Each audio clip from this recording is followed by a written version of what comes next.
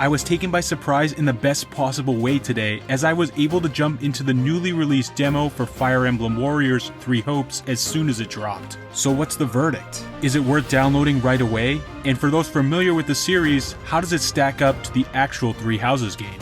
Let's discuss. Okay, first of all, I have to say, as far as free demos go, this is an extremely beefy one. If you choose to download this, you certainly don't have to worry about if there's enough content included.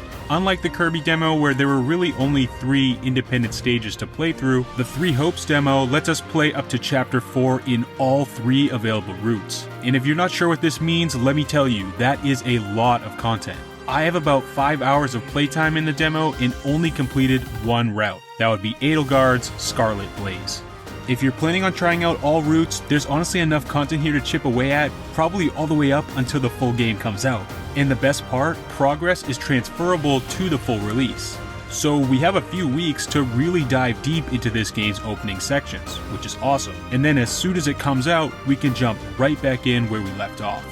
So you might have noticed we're not Byleth in this game, we're Shez, the purple-haired protagonist we were introduced to in several of the game's trailers. The opening of the demo introduces us to Shez, part of a pack of mercenaries who've come face to face with Geralt's army, another familiar name to Three Houses fans, and the Ashen Demon, who we all know by now as Byleth, seemingly an antagonist in this game, as we had revealed to us somewhat shockingly in that trailer from about a month ago. This encounter serves as the first tutorial battle, and it was immediately from the opening seconds of gameplay when a rush of nostalgia started to come back to me. The familiar music, as well as the subtle sound effects, put me right back into Fire Emblem mode. Even though I hadn't actually seen a familiar character on the battlefield yet, I felt thrust right back into Fodlan. Shez plows through most of the forces, but gets laid out by Byleth in an epic showdown. Quick aside, let me also just say, yes, Byleth is voice acted. And this is a little weird to me. I chose the female, and my first impression is that I'm not loving her voice. For one, I spent hours and hours with the character as a silent protagonist in the Three Houses game, so it's obviously a bit jarring at first. But I don't think it's the fact that she is voice acted, but rather the voice itself that I'm finding abrasive. Either way, it's super cool to see Byleth as more of a written character rather than simply your avatar. And speaking of your avatar, new protagonist Shez is actually fully voice acted too. Byleth pushing Shez to their limits prompts a mysterious voice in Shez's mind who grants them a great power. Byleth recognizes this power and decides to retreat. Exhausted from the experience, Shez passes out and enters an alternate realm where we meet Arvel. Plain and simple, she's Shez's version of Sothis. Some time passes and we find Shez in the middle of the forest, training to get stronger in order to oppose Geralt's army and avenge their fallen comrades. It's here where we meet some familiar faces, the 3 house leaders, Claude, Dimitri, and Edelgard. These 3 lead us into the next part of the tutorial, as we face off against a group of bandits in the forest. Edelgard introduces us to the advantage mechanic, and how the weapon triangle plays a role in combat. Claude provides an example of extra effective attacks as he uses his bow to deal fatal damage to a wyvern rider, just like what would happen in a traditional Fire Emblem game. And Dimitri does nothing as usual. Just kidding. But in this tutorial, he is kind of just there as a bridge between Edelgard and Claude's section to show us how to switch characters. I touched on it with Claude and Edelgard's roles in the tutorial, but if there's one thing I want you to understand from this impressions video, it's how blown away I am at how true Three Hopes is to Three Houses. It's nothing short of amazing how intricately small details and references are woven in, and how creatively Fire Emblem series elements are adapted to Warriors gameplay. I mean, I was expecting things to be faithful to the main game, and Three Hopes to be a fun side story set in the same world, but I'm really just in awe of how well it all works. Not just in battle, but outside of battle too. Three Hopes has 2 main states of gameplay: in battle, or the warrior style combat, and outside of battle, training, support conversations, etc. Think monastery life in Three Houses. In both of these states, the Fire Emblem feel is maintained so exceptionally well in my opinion, and discovering all of this made the demo an absolute joy to play. First, combat.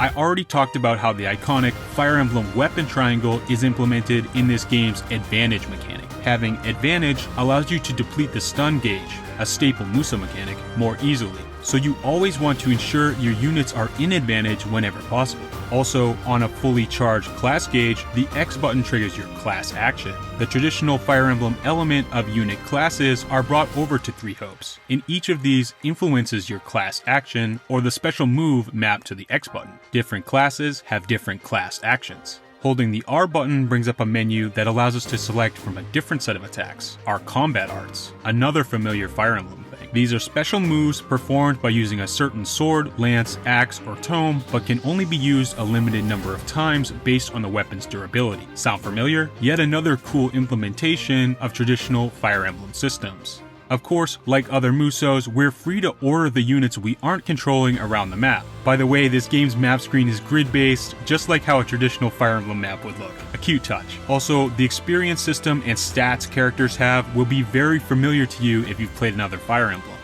Then there's the game's second main state, day-to-day life, training and preparation, and of course, the social simulation. In traditional Fire Emblem games, support will grow between units who move close to each other on the board. The same thing is here in Three Hopes' combat with the adjutant system. Pair up 2 units for more deadly attacks, and more support points when things are all said and done. Just like in Three Houses, how we were able to traverse the monastery and go about our administrative duties, the same thing can be found here at the Three Hopes base camp.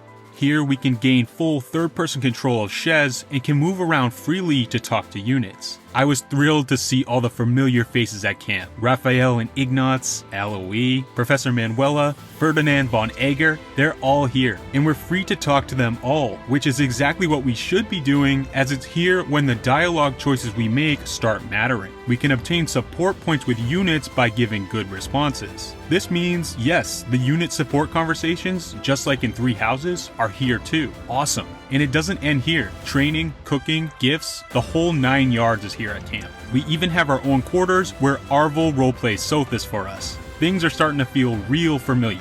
It's in doing Three Hopes' more mundane tasks that the game starts to feel almost indistinguishable from Three Houses. There's so much to do here, as long as you have the activity points, and it's all worthwhile. This really is mini Three Houses with hack-and-slash combat instead of grid-based. Granted, I've never played the original Fire Emblem Warriors, so this might be nothing new, but with this as my first experience with the concept, I have to say, this franchise works perfectly as a Warriors game. Now, Three Hopes is certainly a slower burn than something like Age of Calamity. This is mainly due to more tutorial menus and dialogue. The systems are more complicated, the cutscenes are longer and more frequent, and the lore is deep. So if that's not your thing, then I'd suggest to stay away.